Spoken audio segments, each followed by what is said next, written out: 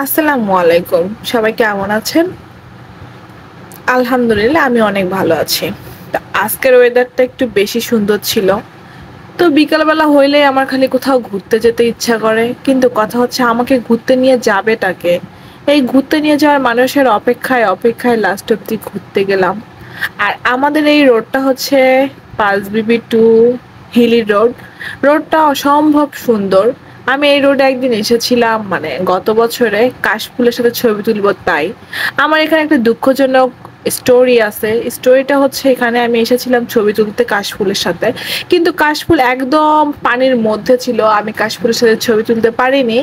কিন্তু এখানে আরো একটা দুঃখজনক ব্যাপার কি ছিল জানেন, আমি ভেড়ার সঙ্গে মানে ভেড়াকে আমরা তো ভেড়া বলি, ওই যে গায়ের লোম যেগুলো আছে বড় বড় ওগুলোকে ভেড়া বলি, ওটার সাথে ছবি তুলতে চেয়েছিলাম কিন্তু পারি নাই।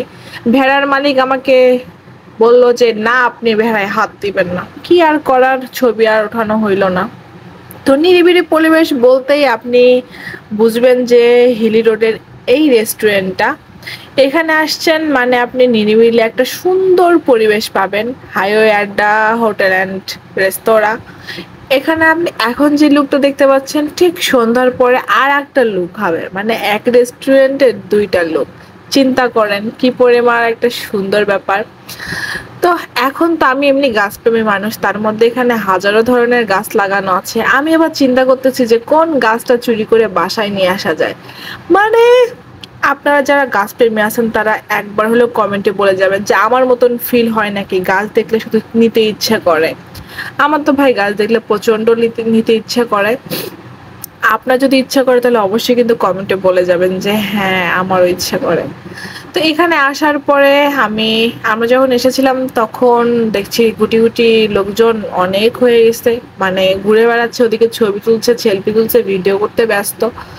তো ভেতরের থেকে বাইরের লোকজন বেশি ছিল। আমি আবার একটু ঘুরাই ঘুরাই পেঁচাই পেঁচাই ভিডিও করতেছিলাম। একদম মেইন রোডের সাথে যেহেতু সেহেতু যোগাযোগ ব্যবস্থা খুবই ভালো। আপনি পাঁচবি টু হিলি রোডে সোজা যখন আসবেন তখন দেখতে পারবেন যে এখানে বড় করে একটা সাইনবোর্ড লেখা আছে। একবার হলেও ঘুরে আসতে পারেন এখান থেকে। এখানকার পরিবেশটা একদম নিরিবিলি, খাবার দাবার একদম পারফেক্ট। তো বসে অর্ডার দেওয়ার পর বসে অপেক্ষা করছিলাম, না দাঁড়ায় দাঁড়ায় অপেক্ষা করছিলাম যে কখন খাবারটা আমাদের আসবে। অবশ্য আমাদের খাবার রেডি হচ্ছিল ততক্ষণে। আর আমি ততক্ষণে ফুল দেখে দেখে বেড়াচ্ছিলাম যে ফুল কি কি ফুল আছে আর কি কি ফুল গাছ নেওয়া যায়। এখানে গাছগুলো অনেক অনেক ফুলের গাছ লাগানো ছিল, আমার প্রচন্ড লেভেলের লোভ হচ্ছিল এই দেখেন।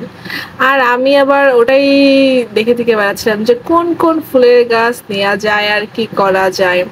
ও হ্যাঁ, এটা যে একটা লুক হয় সন্ধ্যার পরে আর একটা লুক আসে, সেইটাই আপনাদেরকে দেখাতে চাই। আর এটা দেখতে চাইলে অবশ্যই আপনাকে ওয়েট করতে হবে আমার ভিডিওর লাস্ট পর্যন্ত। ভিডিওর লাস্টে দেখবেন এখানকার লুকটা সন্ধ্যার পরে কি পরিমাণে সুন্দর হয়, একদম অসম্ভব সুন্দর হয়। আর এরকম ফাঁকা জায়গায় পেলে আড্ডা দিতে সবচেয়ে বেশি ভালো লাগে। আর ভালো লাগবে সব থেকে কি জানেন, যখন ফ্রেন্ড সার্কেল মিলে আসবেন এখানে এসে একসঙ্গে বসে মুড়ি মুড়ি পার্টি, ফুচকা পার্টি, চটপটি পার্টি করবেন আর বসে বসে আড্ডা দিবেন, তাহলে কিন্তু অসম্ভব সুন্দর লাগবে, ভালো লাগবে।